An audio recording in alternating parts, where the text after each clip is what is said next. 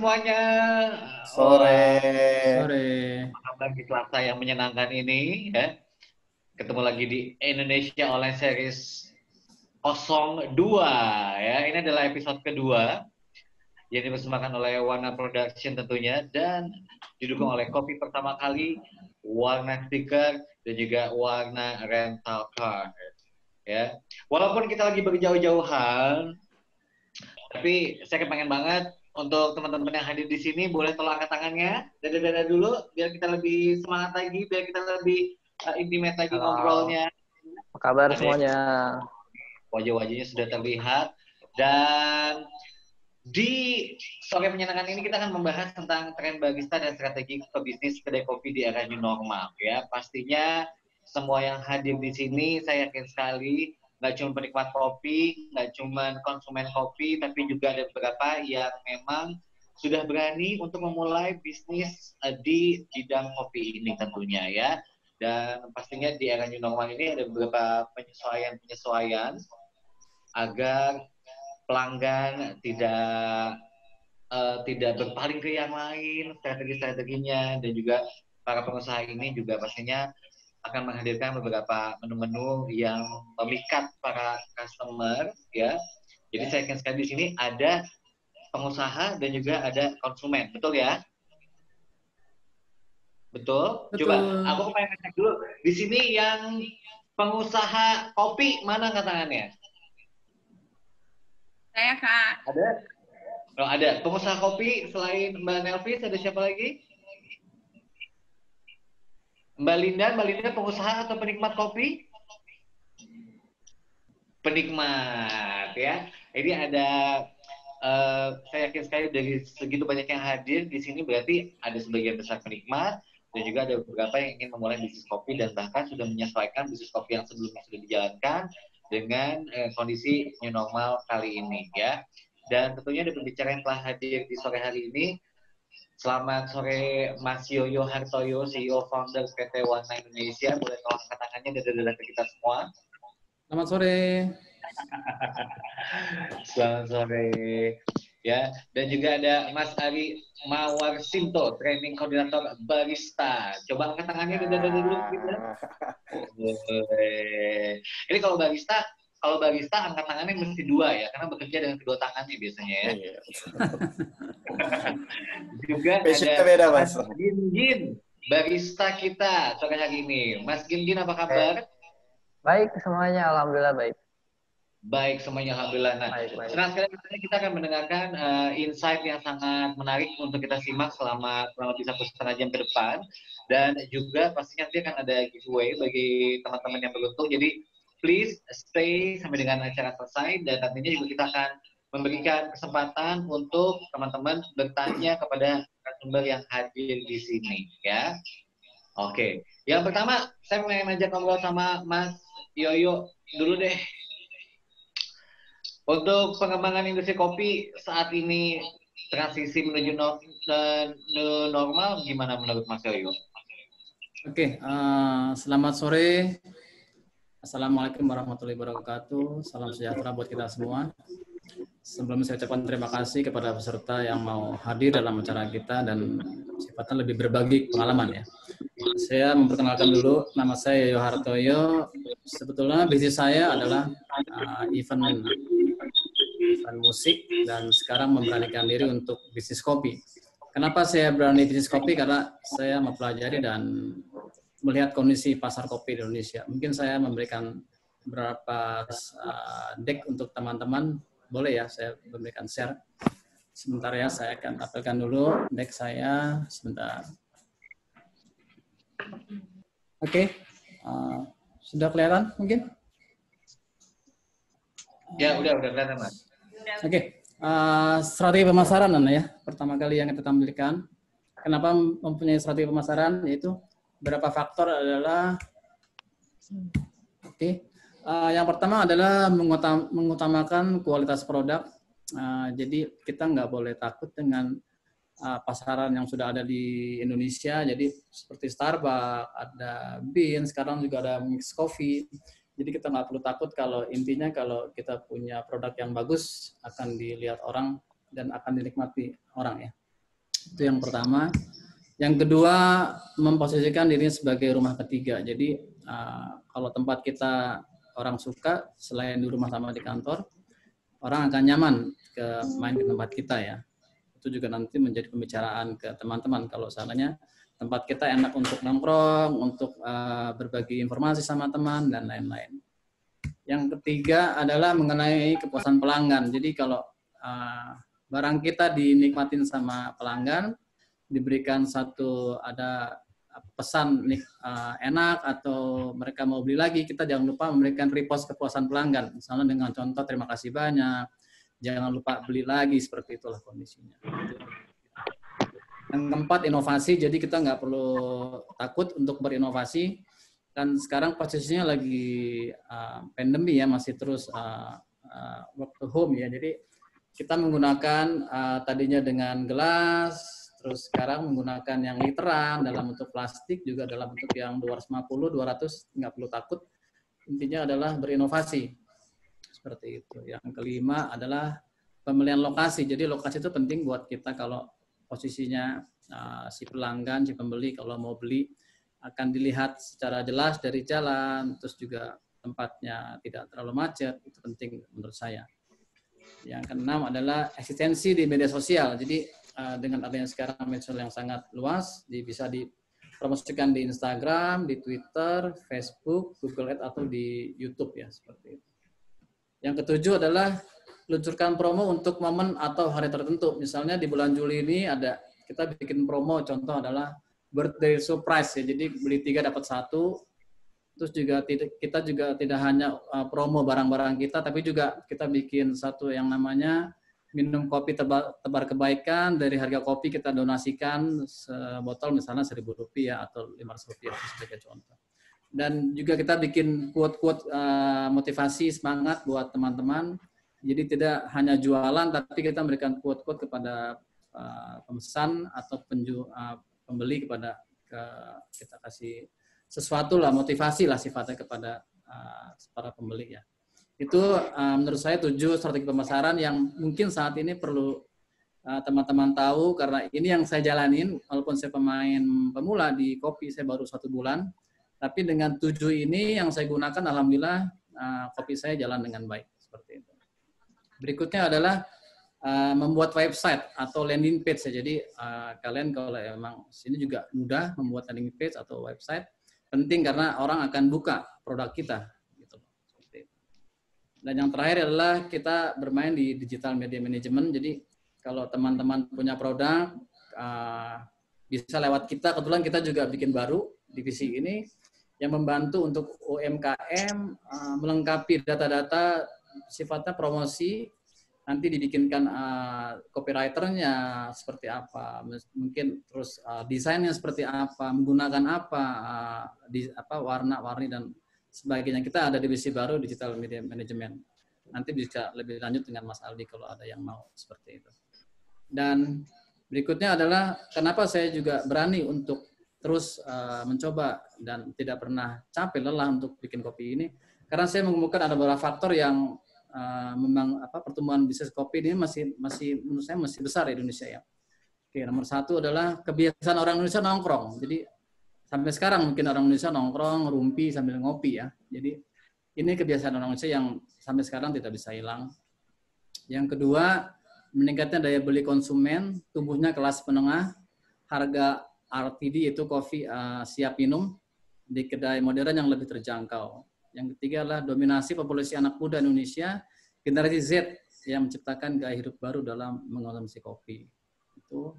Yang keempat adalah kehadiran media sosial yang memudahkan pebisnis kedai kopi melakukan aktivitas marketing dan promosi. Yang kelima adalah kehadiran platform, itu ada sekarang lebih mudah lagi, bisa pesan lewat GrabFood sama GoFood yang memudahkan proses penjualan. Dan sekarang kopi kita pun juga sudah tersedia di GrabFood dan GoFood. Seperti itu. Yang nomor 6 adalah mudahnya ketersediaan pasokan bahan baku, peralatan, mesin kopi, dan sumber daya manusia yang mudah. Jadi nggak perlu takut, bahan baku kopi sekarang bisa beli di mana aja. Teman-teman bisa buka website, tinggal mau beli apa, mau kopi Aceh Gayo, misalnya ada apalagi kemarin saya cari di Lampung, Temanggung, Bali, semuanya ada di website. Jadi mudah sekali untuk itu. Dan sekarang juga dimudahkan untuk orang bikin kopi, peralatannya juga mudah dari harga yang mungkin 500.000 sampai yang ratusan juta juga pun ada, tapi kita kan tidak ke sana pasarnya. Yang lebih murah juga bisa. Oke, yang nomor 7 adalah ini yang lebih penting sebetulnya teman-teman. Margin bisnis kedai kopi yang relatif cukup tinggi. Jadi saya sudah rasakan kopi ini lumayan cukup tinggi marginnya dari harga dasar, yang itu yang membuat saya menarik kenapa saya beralih dari event ke kopi. Nanti senior-senior saya, Mas Ari, Mas Ingin bisa jelaskan bagaimana cara bikin kopi yang enak. Nah, itu senior-senior saya. Nanti bisa ditanyakan ke mereka. Dan yang nomor 8 adalah pertumbuhan kedai kopi di Indonesia. Jadi pada tahun 2019 itu hanya 2.950 gerai. Itu bisa naik 3 kali lipat karena pada tahun 2012 hanya 1.000 kedai kopi. Jadi cukup signifikan ya perkembangannya pertumbuhan kedai kopi di Indonesia. Dan yang terakhir adalah konsumsi kopi domestik Indonesia itu sangat besar. Pertumbuhannya itu saya dapat data dari Network Kopi Domestic Commission. Dari setahun itu bisa naik 13,9% dari 294.000 ton sampai dengan 258.000 ton. Jadi peningkatannya cukup drastis dan cukup baik untuk kita sebagai pebisnis kopi. Itu adalah 9 dari pertumbuhan kopi di Indonesia. Dan yang terakhir dari saya adalah ada tips usaha akan membuahkan hasil setelah seseorang tidak pernah menyerah. Jadi teman-teman coba aja, bersifat selalu positif, insya Allah bisa mencoba untuk bisnis kopi ini. Seperti itu, Mas Aldi. Yeah. Thank you, Mas Yoyo, insight-nya dan juga motivasinya buat. Ya, tapi saya pengen tanya dulu dari berbagai macam peluang yang ada waktu kopi pertama kali dimulai bisnisnya kurang lebih sejak sebulan yang lalu berarti ya, Mas Yoyo ya? Betul. Jadi saya sebetulnya sudah keliling ke beberapa negara sebetulnya. Saya minum kopi di beberapa tempat seperti ya kayak Peet's Coffee, Blue Bottle di US waktu itu. Memang kopinya kopi Indonesia yang digemari itu, khususnya kopi di Sumatera ya. Terus saya berpikir kenapa saya nggak bikin Indonesia ya. Jadi saya pulang dari US waktu itu saya memberanikan diri untuk membuka, ternyata dengan menggunakan strategi pemasaran ini dan jumlah kedai kopi yang sudah banyak tapi pertumbuhannya bagus, akhirnya saya coba sih. Tapi alhamdulillah dalam sebulan ini pertumbuhannya bagus menurut saya ya, dengan menggunakan strategi tadi sih menurut saya seperti itu. Jadi sebenarnya dari penikmat ya kan, kemudian nggak sengaja riset ke beberapa tempat termasuk luar negeri juga, dan ternyata memang di luar negeri banyak digunakan kopi-kopi dari Indonesia ya kan, kenapa nggak ada salahnya untuk membuat kedai kopi sendiri. Habis itu baru ngebuat bisnis plan-nya ya. Secara riset yang berhubungan dengan bisnis, apa aja yang udah dilakuin, Mas? Iya, jadi sebetulnya di era sekarang adalah kan digital marketing, Mas Aldi ya. Karena dengan menggunakan digital marketing sangat cepat kita bikin produk, kita share ke Instagram, teman-teman juga langsung like, dan mereka biasanya menunggu hal yang baru sih kalau menurut saya penggemar kopi di Indonesia ya. Kalau satu lagi sih strategi yang menurut saya adalah coba kopi kita ini disebarkan ke orang terdekat dulu, itu yang saya rasakan seperti itu. Saudara minimal kan, teman-teman dekat, teman-teman grup di WA, teman grup di alumni SMA, SMP, itu saya rasakan ya mereka sifatnya lebih ngebantu dulu, ternyata enak mereka akan lagi. Makanya saya bilang tadi adalah penting dalam mengutamakan kualitas produk sih sebetulnya.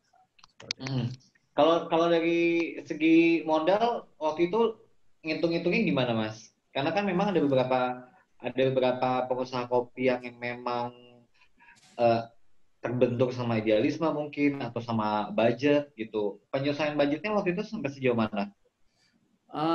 Saya sebetulnya nggak terlalu banyak ya, maaf ya, mungkin bagi orang banyak. Tapi menurut saya gini loh, kopi bisa dibeli di mana aja dan murah menurut saya, ya kan.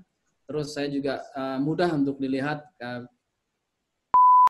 Menurut experience ya di tempat saya dan di beberapa kedai-kedai dari teman saya, untuk di era new normal ini sih kebetulan untuk customer datang sih tidak berkurang ya, maksudnya dalam arti kata memang sesuai yang tadi pas Mas Yoyo bilang, mereka memang datang berkurang, tapi kita banyak melakukan callback ke customer sehingga customer tetap kita bisa maintain. Nah untuk dari saya sendiri pasti ya, karena dalam keadaan krisis seperti ini ada beberapa yang seperti part time ya, pegawai-pegawai part time itu biasanya sempat dirumahkan Mas Aldi. Ya, karena daya kunjung customer itu kan sudah mulai berkurang ya dengan keadaan pandemi dan new normal ini. Tapi untuk bisnisnya sendiri, seperti yang tadi Mas Yoyo bilang, masih ada peluang yang sangat bagus ya, karena kita bisa juga dengan melakukan atau menjual minuman-minuman botol atau dengan memain GrabFood atau GoFood yang kayak gitu-gitu, itu masih sangat bisa dimanfaatkan gitu. Tekniknya untuk penyesuaian standarisasi serving, kemudian persiapannya, packaging segala macam, itu dilakuinnya sejak kapan? Yang berkaitan dengan new normal. Dengan adanya new normal ini, yang pasti segala sesuatu dengan kondisi kayak pandemi kayak gini, kita kan nggak ada yang pernah nyangka ya kalau akan terjadi ada virus seperti ini. Jadi dari kita sendiri sih yang sebagai pekerja di wirausaha di Coffee ini memang semuanya serba mendadak, tapi untuk hal-hal yang sifatnya packaging atau persiapan kayak gini kayaknya kita nggak terlalu bermasalah, karena kita juga punya pengalaman di teman-teman yang lainnya ada untuk bisnis di minuman botol yang tadi seperti Mas Yoyo bilang. Tapi yang pertama kali yang harus kita jaga adalah kepercayaan dari customer, yaitu dengan kita selalu menjaga protokol kesehatan ya, seperti bagaimana cara kita membuat ya, terus bagaimana cara kita memasarkan seperti yang tadi Mas Yoyo bilang, itu protokol kesehatan pokoknya harus tetap dijaga sehingga customer itu tetap trust sama kita dan ngambil produk dan beli produk di kita. Itu sih yang paling kita kedepankan, Mas Aldi. Ya, jadi kalau misalnya kita ke beberapa kedai kopi yang ada dekat kita atau yang biasa kita datangin, itu memang biasanya kita udah ngelihat perubahan yang emang sangat drastis ya, mulai dari masuknya, kemudian ada informasi suhu tubuh para baristanya, ya kan, dan juga standarisasi mereka harus menggunakan protektor, terus udah gitu facial dan yang lainnya gitu ya. Tapi kalau dari segi menu atau harga ada yang diminimize nggak sih, atau ada yang disesuaikan nggak sih? Kalau harga itu pasti, tapi itu biasanya hanya masuk ke promo sih Mas. Jadi bukan harga yang akan jadi paten untuk selamanya. Jadi biasanya kita adain promo-promo aja, seperti promo-promo minuman botol, bisa ada diskon di digital marketing seperti GrabFood atau GoFood, ya biasanya bisa turun 30%. Ya, tapi kita bekerja sama dengan digital marketing yang tadi Mas Yoyo bilang. Itu sih yang kita andalkan sih. Ya. Mungkin salah satu fenomenanya adalah ketika kopi literan itu hadir ya. Karena betul, sangat untuk meminimalisir pengeluaran, pengen ngopi tapi dengan harga yang minim, sekalian aja beli banyak biar harganya jadi lebih murah gitu ya. Iya. Karena sekarang juga orang-orang juga pada kayak mau datang juga mereka kan ada rasa takut atau seperti apa ya. Saya juga nggak ngerti, tapi yang pastinya itu yang akhirnya mendorong mereka, kita bisa callback ke mereka untuk ya udah kalau memang nggak mau datang atau takut dan riskan untuk datang, kita bisa callback, kita bisa free delivery atau bisa langsung masuk ke digital marketing seperti Grab atau Gojek gitu sih. Oke. Ini kita mau balik lagi ke Mas Yoyo yang baru sebulan menjalankan bisnis kopi gitu ya. Nah, kepengen tanya juga, dari sebulan ini strategi yang dilakukan kayaknya agak lumayan tertata rapi banget nih. Memang karena background-nya manajerial atau memang sudah strateginya ini fleksibel aja, tergantung permintaan dari atau respon dari konsumen? Sebetulnya gini, karena kita punya basic di I.O., jadi emang kita udah hampir 20 tahun ya bermain di I.O. Kebetulan klien-klien kita kan cukup besar ya, dari rokok-rokok Sampurna, Gudang Garam, Jarum. Jadi sebetulnya kita tinggal plug-in aja sih, karena hampir sama bisnisnya adalah, dulu adalah kita bikin event, menjual produk mereka. Sekarang adalah menjual produk saya yang buat, jadi saya hanya plug-in aja, menggunakan sistem dengan pendekatan ke pembeli adalah dengan mungkin dengan isu-isu dulu, kan? Mungkin dengan harga-harga promo gitu kan. Tapi intinya saya lebih mengutamakan sih adalah kualitas produk dulu sih. Karena saya pikir kalau kualitas produk sudah oke, diterima sama konsumen sih lebih mudah untuk menggrab yang lain, karena kalau rasanya udah nggak enak, walaupun menggunakan strategi bisnis yang baik pun saya rasa agak sulit sebetulnya. Jadi intinya adalah utamakan dulu kualitas produk sih, seperti itu sih. Tapi dari strategi yang dibuat selama sebulan ini ada perubahan nggak berdasarkan respon dari konsumen, Mas? Oh, sangat besar. Jadi karena kita menggunakan digital marketing, saya juga mengikuti tren sekarang kan, dengan menggunakan Instagram, meme-meme, terus dengan quote-quote. Saya mengikuti karena di dunia musik dulu kan saya event nggak seperti ini ya, berbeda. Tapi prinsipnya sama sih, pemasarannya sama, cuman menggunakan message-nya berbeda, campaign-nya. Jadi menggunakan campaign yang kalau sekarang lebih orang juga menggunakan TikTok mungkin ya, terus dengan meme yang lucu mungkin lebih tertarik di sana. Seperti itu. Iya, jadi sebenarnya di samping kualitas dari minumannya sendiri atau kopi itu sendiri, tapi ternyata ada beberapa item juga yang memang mendukung penjualannya ya. Iya, betul. Nah, itu intinya. Oke, saya mau nanya ke Mas Gin sebagai seorang barista yang udah berapa tahun masih di barista, Mas? Halo. Udah berapa tahun sih Mas di barista, Mas? Oke, perkenalkan nama saya Gina Rizar, tapi sering dipanggil Gin. Kebetulan barista itu saya dari 2008 sampai dengan sekarang. Tetapi pakomnya di dunia barista itu kurang lebih saya jalanin 5 tahun. Nah, 5 tahun sisanya saya sekarang sih lebih ke manajerial F&B ya, dan di kopinya sendiri. Jadi sekarang banyak riset tertentu yang sering saya jalanin gitu, Mas. Oke. Tapi secara pekerjaan masih jadi barista atau udah meninggalkan pekerjaan itu? Oke, sekarang saya lebih ke manajerialnya dan masih di gerai salah satu. Saya bekerja sekarang di salah satu gerai kopi terbesar di Indonesia juga, dan di manajerialnya sih Mas sekarang. Gitu. Oh, di manajerialnya ya? Iya, tapi kadang-kadang saya juga sometimes behind the bar gitu. Sekali kalau ke toko, visit ke toko, saya pakai apron biar sentuhan saya nggak hilang gitu. Jadi sekali saya buat kopi gitu, Mas. Nah, seorang barista ini kan biasanya memang mereka yang sering banget berkomunikasi dan juga berinteraksi dengan para konsumen ya. Kalau dari sisi kopi, varian kopi apa sih sebenarnya yang paling dinikmati sama konsumen? Seperjalanannya Mas. Oke. Sebenarnya ya yang tadi di slide Mas Yoyo dan Mas Ari gitu kan yang dijelasin itu udah kompleks ya. Tetapi dengan kopi kekinian yang saya rasain ya dari 2008 sampai dengan sekarang, itu apalagi udah ada generasi Z milenial, industri kopi itu naik ya kurang lebih hampir 100% gitu ya yang tadi dijelaskan.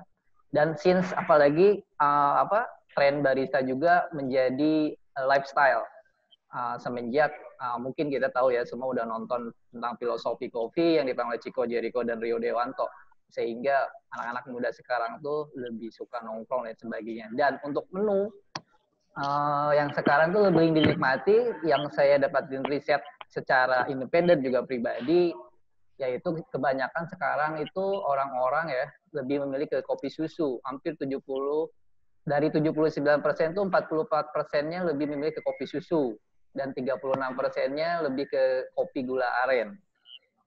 Seperti itu, Mas. Gitu. Jadi mereka lebih ke kopi yang simple daripada yang kompleks. Gitu. Oke. Kalau saya sih lebih suka kopi gula aren sih. Betul. Ya sekarang lagi happening ya gula aren, kopi susu apalagi dibuat botol. Setelah saya riset kemarin sama teman saya di Indonesia International Coffee Watch juga, itu gula aren itu lebih ke 36% dan kopi susu 44%. Apalagi lagi menjamurnya ya kopi-kopi kekinian sekarang, sehingga sejauh mata memandang kita bisa lihat mau di mall, mau di ruko-ruko, apapun, apakah di media sosial dan sebagainya, kita mudah Tetapi ya kita juga harus pintar-pintar ya Mas, dari kualitas dan harga juga, jangan ngambil ngopi yang murah nanti ujung-ujungnya sakit perut dan sebagainya, tapi murah tidak murahan. Nah, saya udah coba kopi pertama kalinya Mas Yoyo, so far so nice sih, so good juga. Cocok lah. Oke ya, udah cobain ya. Udah cobain yang mana nih Mas? Kemarin tuh yang itu ya Mas Yoyo ya, yang rasa sea salt, apa? ya? Sea salt. Nah, Iya. Sea salt, oke, itu juga pernah nyobain juga yang sea salt. Nah, selain sea salt, kopi pertama kali juga menawarkan beberapa varian-varian yang memang bahkan tidak ditemukan di tempat lain, ya kan, punya signature sendiri. Ini seperti nanti sudah Mas Yoyo bilang, ini adalah bagian dari strategi promo ya. Bagian dari strategi promo atau pengen menciptakan varian yang memang jadi ciri khasnya, Mas Yoyo? Iya, saya juga sebelum mengeluarkan produk juga sempat riset, terus saya ngobrol sama Mas Ari, Mas Ingin kan, karena ini kan jagoan kopi semua, jadi saya juga nggak berani sembarangan keluarin karena ingin tahu juga dari barista apa sih yang digemari sama masyarakat Indonesia khususnya, karena dibagi dua tadi, ada generasi Z yang memang lebih ke mereka lebih suka kopi kekinian lah ya. Akhirnya saya coba. Saya ada 2 varian yang baru, mungkin nanti minggu depan saya keluarkan. Mudah-mudahan diterima sih Mas Aldi. Nanti saya kirim juga buat Mas Aldi. Seperti itu. Ada latte Baileys sama choco banana. Iya, betul. Bener kan? Ada yang itu ya. Iya, tapi Baileysnya halal ya. Gimana caranya Baileys halal? Baileys halal ya. Oh, Baileys halal itu berarti pakai sirup aja ya. Oh. Betul, pakai sirup. Mungkin Mas Ari atau Mas Ingin bisa ceritakan, kan sekarang juga mungkin sudah tren ya Baileys. Saya nggak tahu kalau Mas Ari kan juga pernah bekerja di perusahaan besar. Mas Ingin mungkin juga boleh diterangkan sedikit mungkin pengalamannya. Coba silakan Mas Ingin. Oke, kebetulan 2018 sama 2019 kemarin, alhamdulillah saya dipercaya oleh Disperindag ya, Kementerian Perdagangan Republik Indonesia, untuk diberangkatkan ke Turki dan ke Prancis. Waktu itu saya menjadi ambasador dari Indonesia, dan saya melakukan riset juga di sana terkait kopi Indonesia, yang tadi betul ketika Mas Yoyo visit ke US ya dan sebagainya, bahwa kopi Indonesia itu banyak digemari.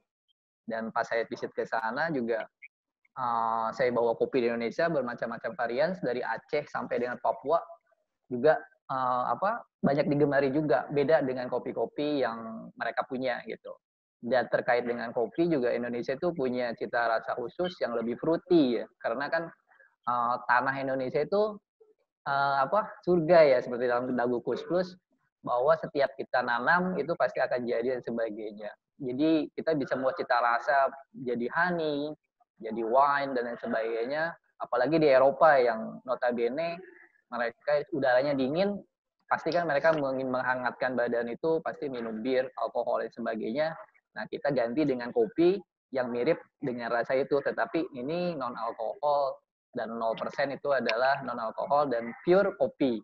Tetapi hanya prosesnya aja kita dibuat winey dan prosesnya buat honey, sehingga mereka juga surprise. Wow, gitu. Kenapa sih kopi kok bisa jadi gini ya? Gini, dan harganya juga di bawah yang biasa mereka beli di bar, sehingga mereka beralih. Dan waktu itu pas di Turki, kebanyakan orang-orang pebisnis kopi di sana itu tertarik untuk membeli kopi-kopi di Indonesia, terutama dari Sumatera, Gayo, yang cita rasa fruity-nya itu lebih dominan. Seperti itu. Oke. Dari semua eksperimen yang dilakuin sama Mas Gingin, yang paling terbaik dan sudah dikonsumsi oleh banyak orang, yang mana nih?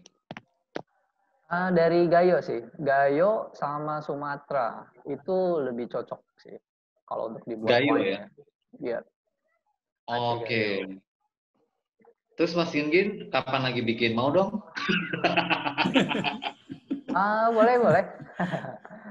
Kita eksperimen bareng, explore bareng juga, karena barista itu kan harus selalu explore, belajar, karena kan nggak hanya teknologi yang terus berkembang ya, tapi kopi juga selama ini terus berkembang dari proses dan rasa juga.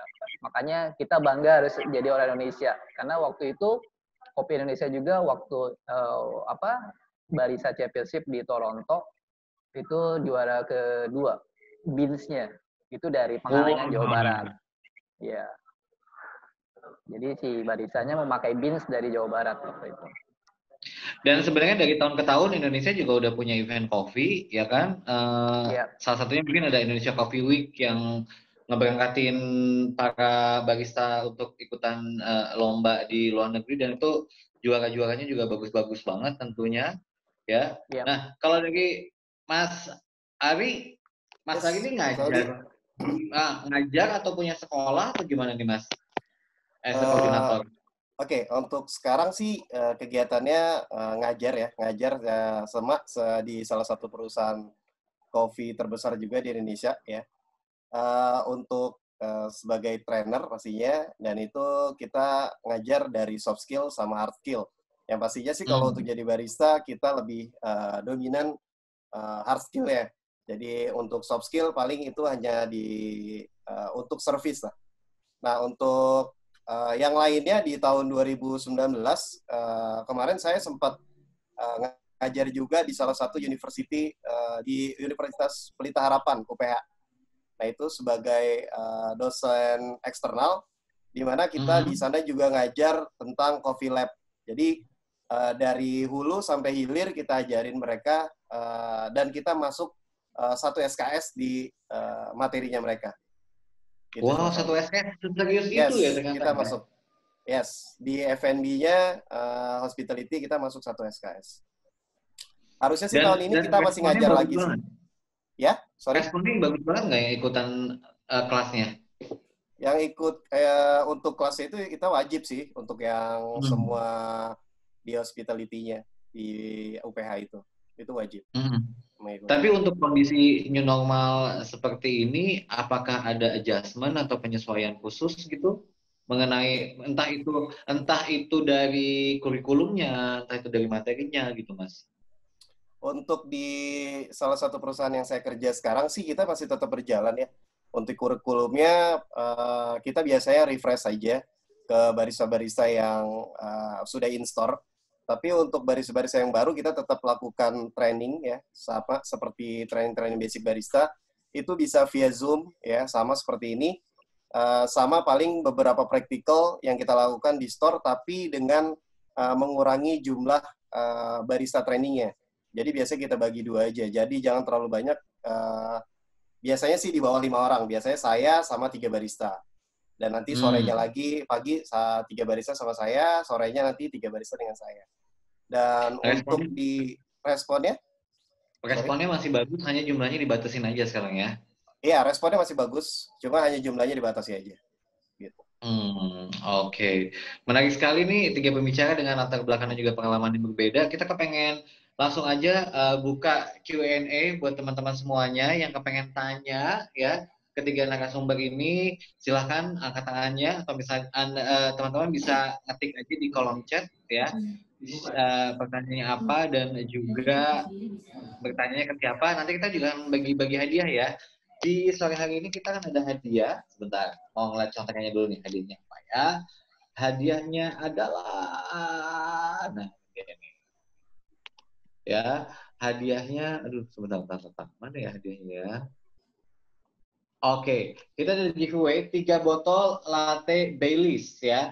3 botol latte Baileys ini akan diberikan secara gratis buat teman-teman yang punya pertanyaan terbaik, dan tentunya wajib follow juga Instagramnya di Kopi Pertama Kali, dan ini kopinya adalah halal.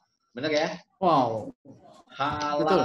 Nah, oke. Silakan yang mau bertanya ya, sambil nunggu para petanya ini menentukan pertanyaannya apa. Aku pengen balik lagi nanya nih ke Mas Yoyo. Mas Yoyo, tadi kan Mas Yoyo bilang bahwa yang namanya digital marketing ini penting banget, ya kan? Nah, sampai punya divisi digital marketing sendiri. Ini boleh tolong dijelaskan lebih dalam lagi nggak, Mas? Oke, baik. Sebetulnya saya nggak terlalu banyak sih ikut, karena ini divisi baru yang kita buat. Tetapi alhamdulillah kita udah dapat klien karena melihat kita punya Instagram. Jadi saya sendiri nggak tahu ya daya tarik kenapa mereka tertarik. Tapi intinya sih menurut saya adalah satu, cara menyajikan menurut saya. Cara menyajikannya menarik. Mungkin bisa dari message-nya, campaign-nya, mungkin juga warnanya menurut saya menarik. Nah, jadi lebih ke sana sih Mas Aldi sebetulnya. Jadi pesannya sampai tidak terlalu banyak, message-nya, campaign-nya bagus. Nah, mereka itu mungkin yang mereka, karena pasaran itu kan penting singkat padat, jadi mengerti orang gitu kan, seperti itu. Boleh juga sih kalau ada teman-teman yang mau menggunakan apa namanya jasa kita, jadi sekalian promosi, maaf nih Mas Aldi ya, nggak apa ya? Nggak apa-apa dong. Nggak apa, boleh ya. Jadi menyimpang sedikit dari kopinya. Ya intinya sih itu. Jadi singkat padat, campaign-nya menarik bahasanya, warnanya sama gambar sebetulnya sih. Itu sih. Menurut saya karena saya juga baru di sini nggak terlalu menggeluti karena saya juga nggak nyangka mereka bisa ikut karena apa? Karena melihat Instagram kopi pertama kali seperti itu. Nah jadi kita juga menyesuaikan umur, produknya siapa yang mau dituju, target marketnya yang kita riset sih sebetulnya sedikit kita riset. Betul, dan ini tentunya mendukung para UMKM untuk bisnisnya berkembang, khususnya kopi, ya kan? Karena sosial media itu penting. Kadang-kadang para pelaku bisnis udah kualitas kopinya bagus, ya kan? Lokasinya bagus, dan ingin menjangkau konsumen yang lebih luas lagi, memanfaatkan yang namanya sosial media. Tapi kadang-kadang nggak tahu mau posting apa, ya kan? Bingung mau ngapain, wadahnya udah ada tapi nggak bisa desain, dan itu bisa manfaatkan juga bekerjasama dengan digital marketingnya ya, dari Warna Digital Marketing Solution tentunya ya. Dan tadi udah pasti ada yang nyatet juga nomornya. Kalau misalnya pengen ngecek lebih lanjut lagi, bisa langsung aja follow di Instagramnya ya. Nah, silakan yang ingin bertanya mengenai perkembangan bisnis kopi yang ada di Indonesia. Tentunya teman-teman di sini yang sudah hadir, saya kepengen menyebutkan namanya satu persatu ya. Ada Lindawati, hai. Ada Mbak Yusel, hai. Oke. Terus kemudian ada Mas Jiat, ada Mas Evan Malik, ada Mas Ciko, ada Mbak Siti Kopsia. Silakan, ini waktunya sangat menyenangkan untuk ngobrol dengan para 3 narasumber. Silakan bertanya ya. Kali-kali aja dari teman-teman yang cinta banget sama kopi, kepengen mulai bisnis kopi, tapi nggak tahu caranya seperti apa, ya kan? Tadi udah dikasih insight-nya juga sama Mas Yoyo, ya. Jiat, mau nanya, Jiat? Kayaknya boleh nanya deh. Oke, silahkan, Jiat. Jadi, ini ada rencana untuk mulai buat usaha kopi dari awal. Apa mending kita buat dari awal atau kita istilahnya kayak mendorong ngemasukin orang lain yang udah paham dalam bisnisnya itu untuk supaya lebih maju lagi, mengembangkan lah istilahnya. Oke. Jadi Jiat ini sebenarnya background-nya adalah pecinta kopi, tapi belum tahu cara bikin kopi seperti apa. Ya, teknisnya nggak tahu. Teknis bikinnya segala macamnya masih kurang paham. Pertanyaannya adalah Jiat kepengen belajar sendiri atau ngajak kerjasama orang yang udah berpengalaman khususnya untuk bikin kopi gitu ya? Ya. Oke, silakan yang mau menjawab siapa? Saya pikir Mas Ari atau Mas Gingin kali ya. Oke. Oke, dari Pak Ginanjar dulu deh, Mas Ginanjar dulu ya. Oke, kalau dari saya sih, Mas Jad, apa kabar Mas? Baik, alhamdulillah baik. Oke, kalau dari saya sih gini ya Mas, pasti semua ada riskinya, ada resiko yang kita bisa ambil ya. Setelah tadi kan riset yang dijelaskan oleh Mas Yoyo, juga beberapa juga dari saya bahwa emang peminat kopi kita itu naik signifikan ya sebelum pandemi, apalagi sekarang juga yang bisnis saya yang lagi kerjain juga, emang 3 bulan kemarin tuh omset tuh turun hampir 50%. Tetapi sekarang mulai merangkak naik lagi karena orang-orang udah bosan ya, rebahan di rumah dan sebagainya, mereka keluar mencari yang paling utama pas saya riset itu adalah coffee shop. Sebenarnya coffee shop walaupun dengan protokol tapi coffee shop. Makanya kalau Mas punya, sebenarnya untuk bisnis kopi itu awalnya kita jangan ragu, harus yakin dan terus explore ya. Minimal tuh modal dari 5 jutaan juga kita udah bisa Cuman ada dua konsep Mas, kayak yang tadi Mas bilang, mau jalan sendiri gitu kan, tapi resikonya Mas jangan putus tengah jalan, dan itu harus punya background ilmu dari bidang manajerial, dan kopinya juga harus bisa, ataupun yang udah jadi disebut dengan franchise ya. Jadi dua-duanya sih ada plus minus sih Mas. Kalau mau franchise ya Mas bisa cari misalnya perusahaan kopi untuk bisa kongsi bareng gitu kan. Nanti kan pasti Mas harus tahu resikonya seperti apa gitu dijalankan. Tetapi kalau usaha sendiri itu lebih fleksibel sih Mas biasanya.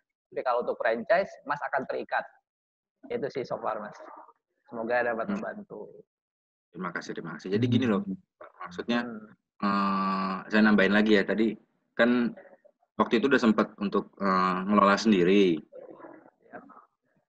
Udah sempat ngelola sendiri, jadi sama kawan ngajak, ayo kita coba yuk buat usaha yuk bareng yuk. Gini. Nah, di situ gagal, goyah gitu enggak. Jadi kayak gagalnya kenapa dia? Istilahnya kayak saya yang maksain sendiri gitu loh, tapi yang di sananya ogah-ogahan. Jadi beda visi ya. Iya, beda visi. Beda visi dan misi sih pasti akan tabrakan sih Mas. Gitu.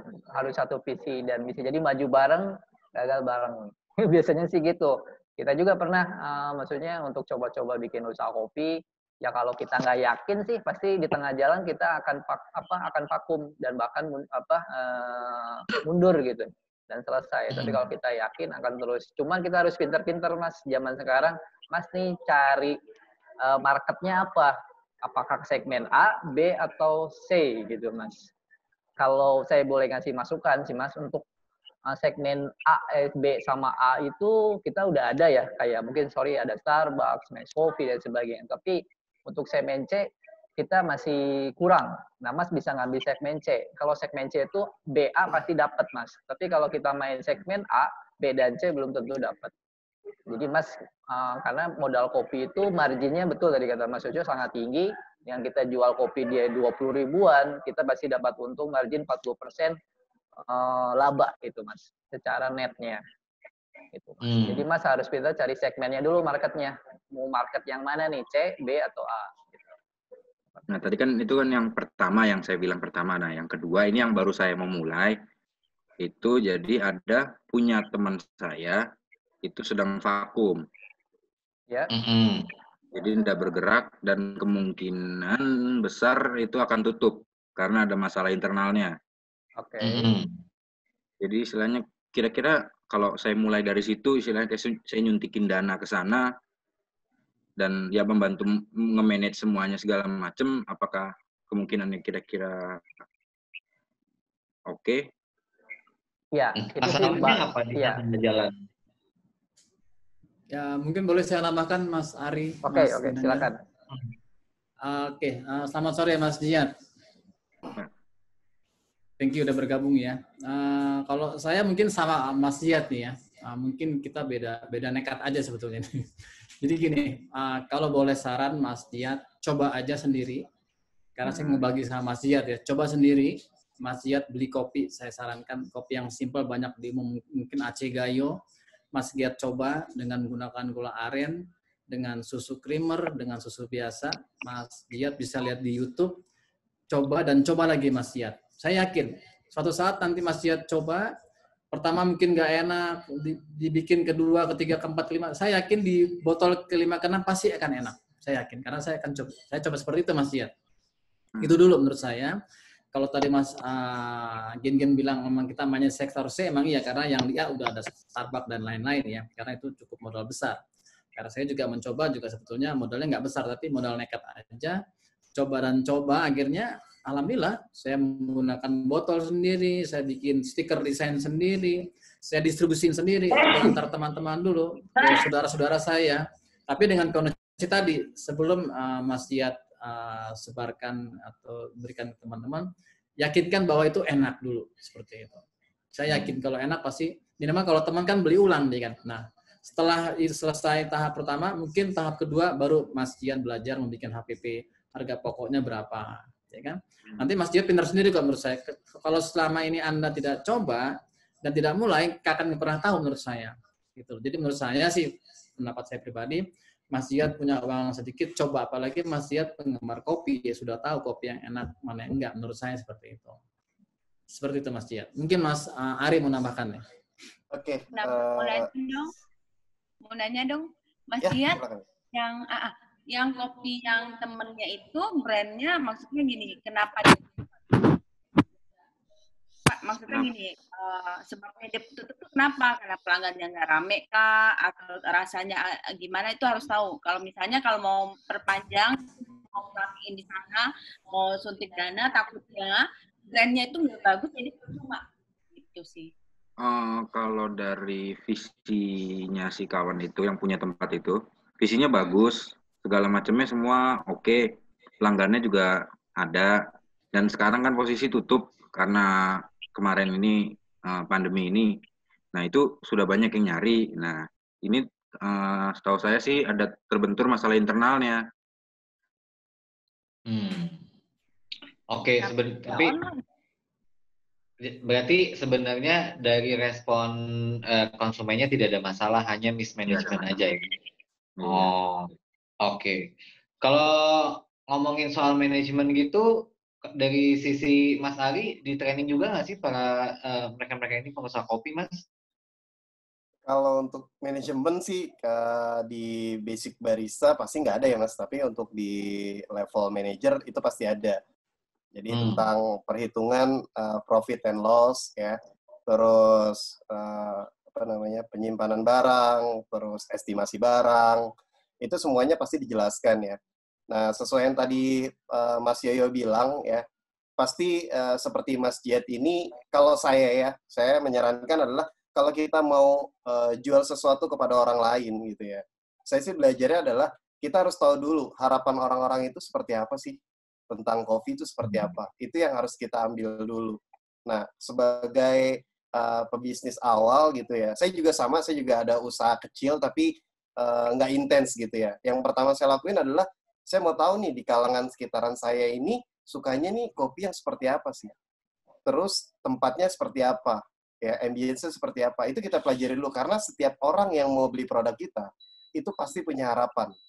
Entah itu produknya harus enak, terus produknya dibuat dengan rasa apa, itu yang harus kita cari tahu dulu lebih awalnya. Karena kan kita sebagai owner atau sebagai barista gitu, kita pengen memenangkan hati setiap customer kita kan, intinya awalnya adalah itu. Sehingga customer jadi trust dengan kita. Nah, permasalahannya adalah kita harus tahu dulu sampai lebih dalam internalnya itu seperti apa. Gitu. Kalau untuk masalah manajemen, itu biasanya yang simpel-simpel aja sih, seperti yang tadi Mas Yoyo bilang, paling biasanya saya hanya hitung modal berapa, ya nanti semua aktivitas apapun yang berhubungan dengan mengeluarkan uang itu saya masukin, habis itu baru selesai saya dapat profit yang benar-benar net sales, udah dapat berarti margin yang kita dapat udah benar-benar bersih. Nah itu berapa? Nah itu baru kita pasarin untuk harga sepertinya berapa untuk di pasaran di kalangan kita. Jadi market yang tadi Pak Ginanjar bilang itu betul. Kita marketnya mau kemana, jualnya mau berapa, ya terus kita dapat untung nggak? Terus beli produknya di mana? Nah itu kita harus penting gitu. Itu sih. Oke. Mas Jiyad, lokasi di mana Mas? Lokasi apanya nih? Domisili? Lokasi tinggalnya. Tinggal di Jakarta Selatan. Di mananya? Gandaria. Mungkin bisa kerjasama sama Kopi Pertama Kali bikin cabang kedua di Gandaria, Mas Yoyo. Gimana Mas Yoyo? Mantap. Jadi gini sih, memang target kita adalah... Ini udah ada jiwa investor loh. Ini Mas Jiyad nih nampaknya udah mau jadi investor loh. Iya, jadi memang target kita adalah tahun depan mau buka 3 cabang di Bandung, di Bogor, sama Sukabumi. Tapi intinya adalah saya lebih mengutamakan produk dulu sih. Kalau kualitas tadi saya bilang, saya yakin kalau saya juga selama muter gitu kan, kalau saya udah merasa enak, saya nggak akan pindah. Misalnya mie ayam lah. Saya selalu kalau beli mie ayam ke Bogor loh. Jauh kan? Karena udah kebayang namanya mie ayam Bangga tuh enak banget gitu kan. Dari zaman saya kecil sampai sekarang gitu. Jadi saya pikir itu salah satu contoh yang menurut saya menarik. Kalau sudah produknya enak gitu kan, tempatnya nyaman, insya Allah balik. Nah, kayak teman saya, contoh buat Jiyad ya. Saya bikin botolan yang 200 mili gitu kan. Teman saya dari nyobain 1, 5 botol, 10 botol, sekarang setiap minggu 10 botol dia beli. Saya nggak tahu, kalau namanya teman, kalau bicara teman mungkin sekali 2 kali oke, tapi ini setiap minggu pesan, berarti menurut saya sudah mulai enak saya punya produk gitu loh. Jadi tapi perjalanan ini juga nggak mudah ya. Saya coba dari 1 botol, ke 2 botol, ke 3 botol. Nah itu salah satu pengalaman saya. Tapi juga boleh juga sih kalau Mas Jihad nanti mau berjoin dengan kopi pertama kali sebagai kemitraan tentunya. Tapi saya lebih fokus dulu ke produk saya sih intinya. Begitu Mas Aldi. Siaplah kalau begitu. Thank you Jihad. Nah, yang ingin bertanya lagi silakan Aditya Warman mungkin mau nanya nih dari tadi. Nonton aja nggak mau nanya nih. Mas, Mbak Linda dari teman saya dari Bogor. Oh, Mbak Linda mau nanya, Mbak Linda. Oke, ini mau nanya. Sebentar, di-unmute dulu biar suaranya kedengaran. Boleh tolong di-unmute? Oke. Yang Linda udah di-unmute. Nah, silakan Mbak Linda. Menarik ya.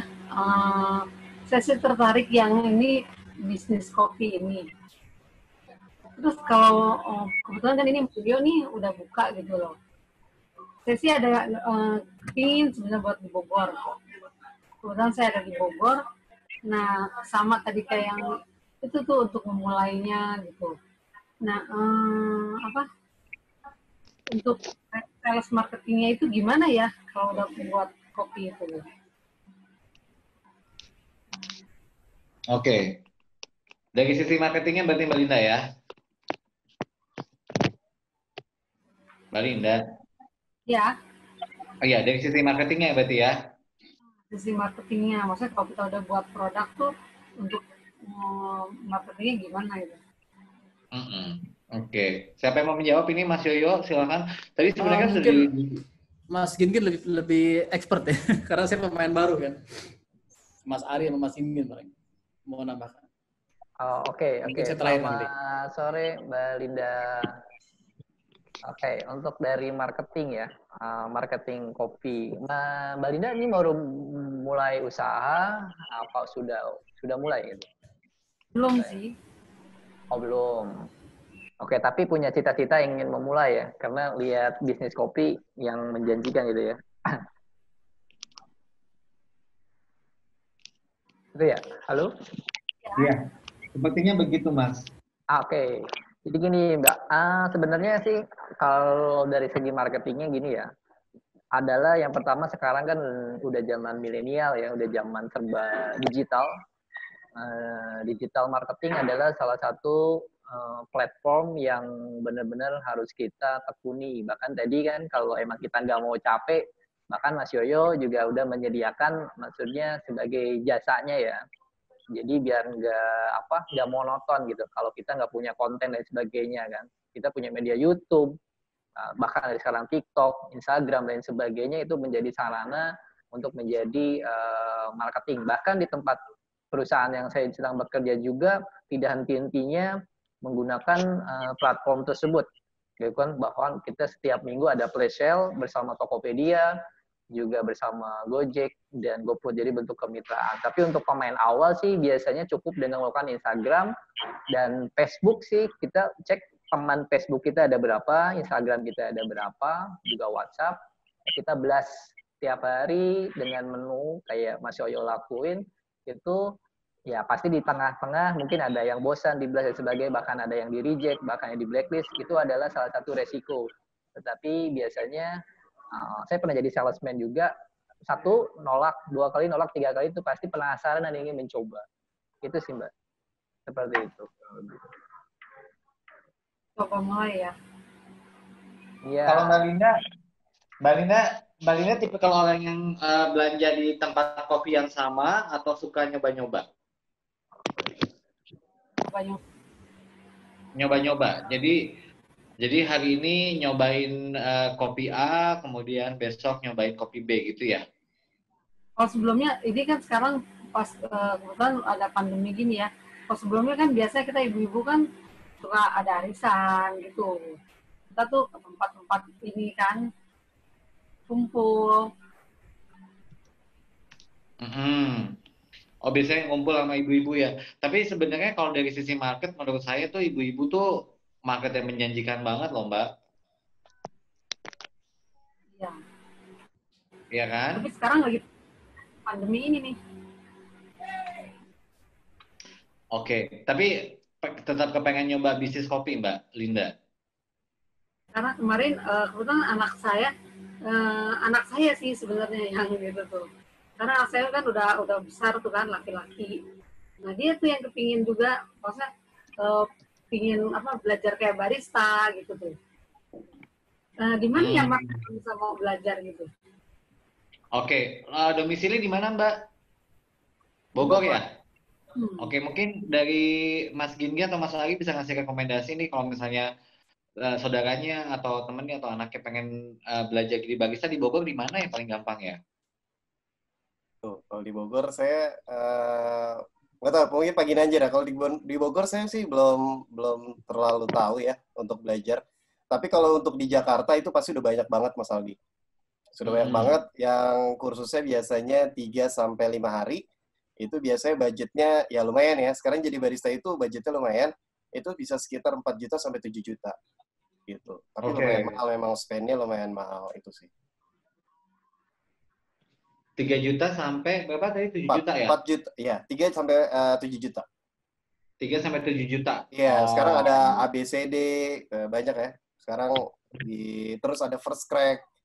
Banyak kok yang di Jakarta Selatan ada ABCD, ada First Crack. Itu akademisnya lumayan bagus. Malah saya bilang itu udah cukup mumpuni sih untuk sebagai seorang barista.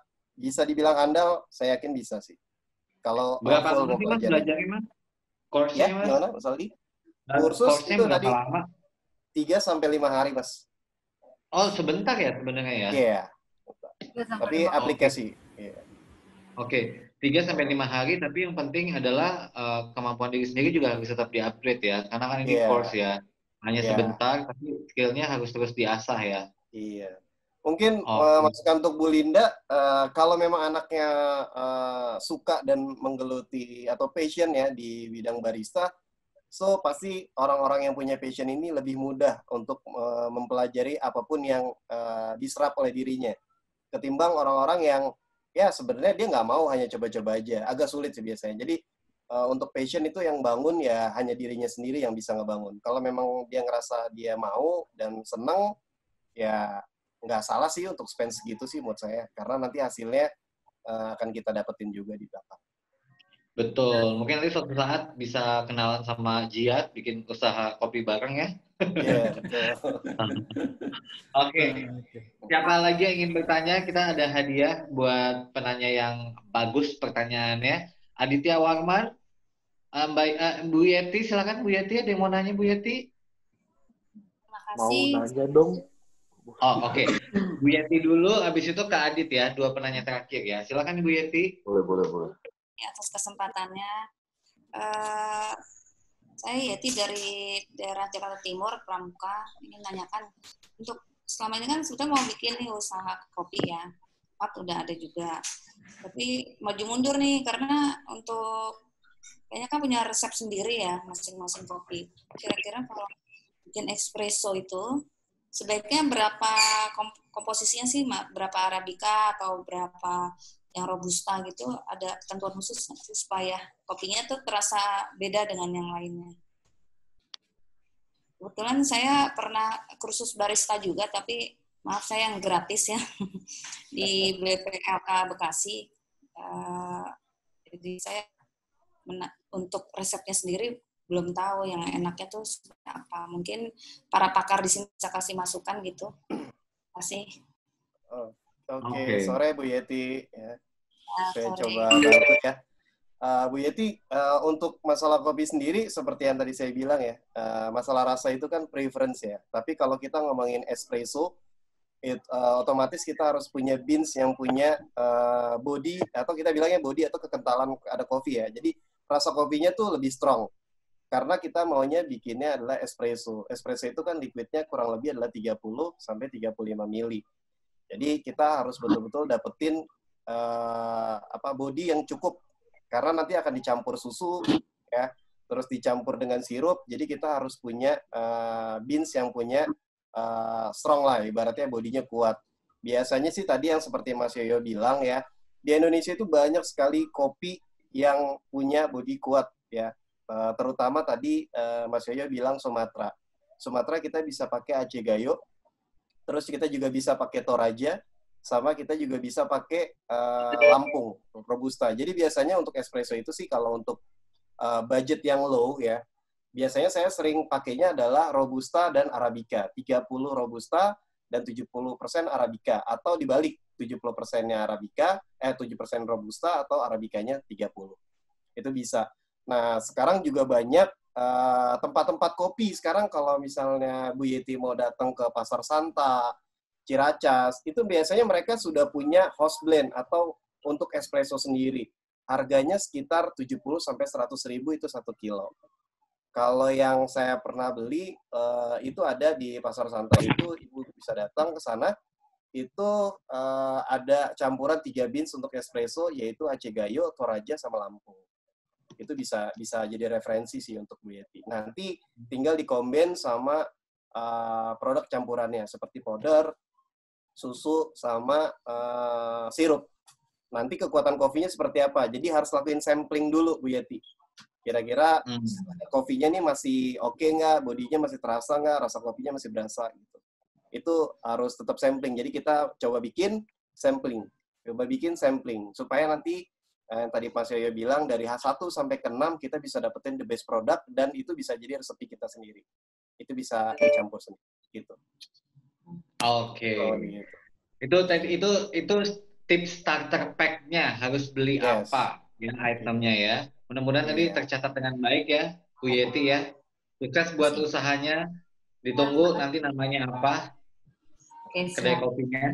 Siap. Oke, Adit, silakan Adit mau bertanya. Ini Adit penanya terakhir sebelum kita closing. Silakan.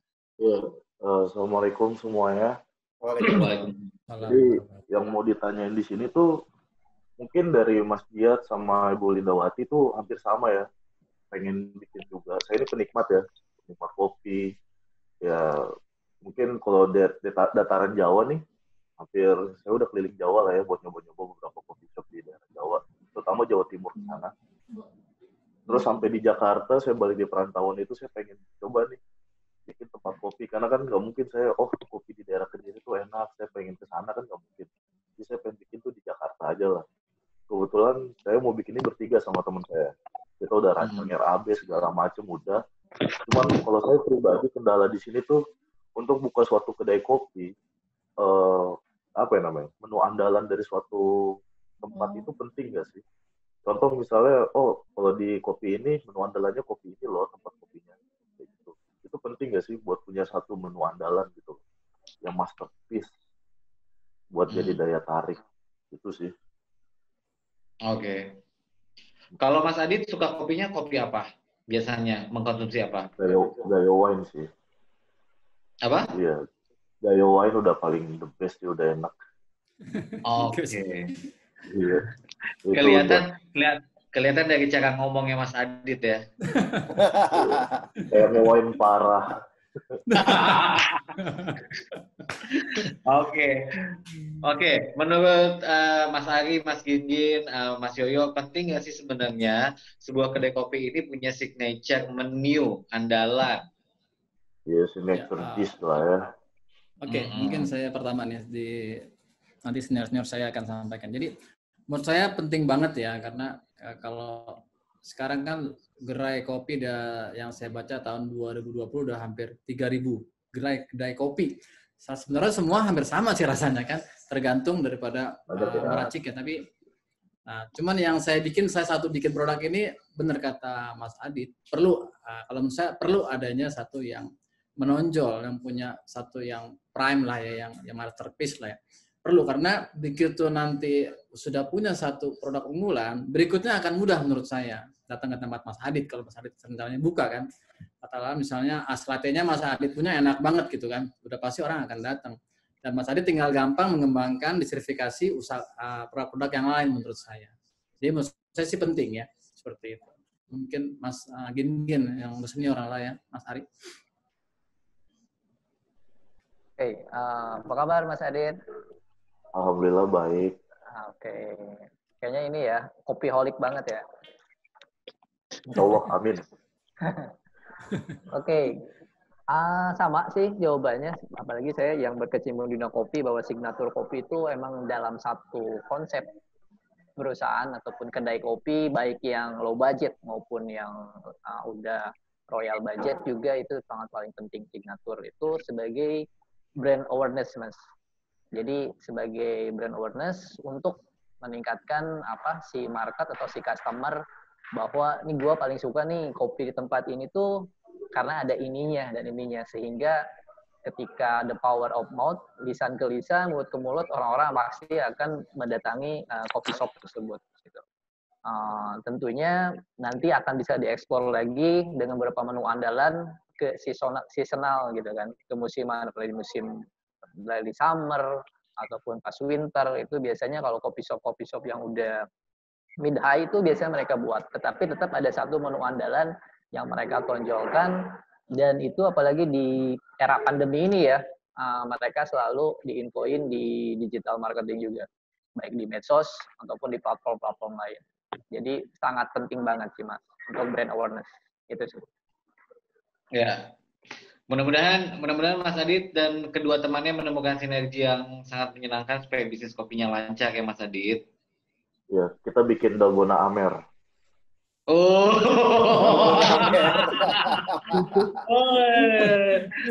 Lokasi di mana nih? Kali-kali bisa nongkrong bareng nih. Kalau rencana sih mau buka di daerah BSD, di Taman Jajan. Oh, deket lah.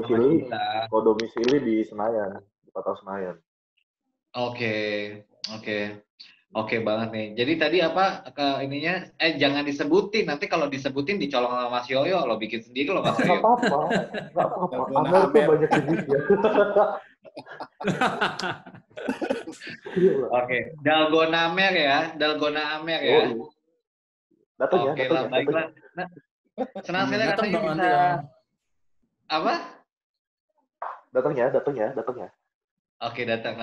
Nah, ini dia makanya. Ini pentingnya kita gabung ke webinar yang sangat-sangat menyenangkan seperti ini tentunya ya. Dan kita sudah sampai di penghujung acara. Jangan lupa ya, nanti akan diumumkan 3 penanya beruntung yang mendapatkan hadiah 3 botol latte Baileys persembahan kopi pertama kali. Pemenangnya nanti akan diumumkan lewat Instagramnya @kopipertamakali. Dan juga teman-teman yang pengen usaha kopi, memerlukan jasa digital marketing ya, social media management, bisa ngecek aja ke Instagramnya warna warna.djtmrkt ya. Ini ada jasa untuk social media management ya.